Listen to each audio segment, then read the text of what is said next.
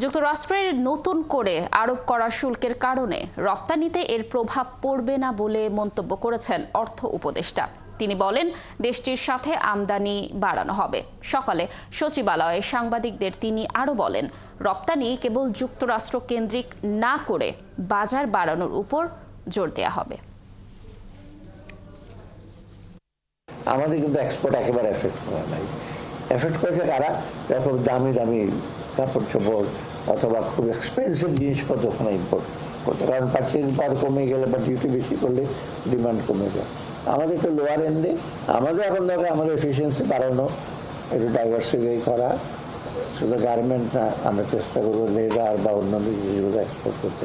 আমাদের রেভিনিউতে কত হিসেবে খুব বেশি হিসেবে পড়বে না, মানে আমাদের বিশাল আকারে তো ওদেরকে ইসে করি নাই, এক্সপোর্ট যেগুলো করি না আমরা।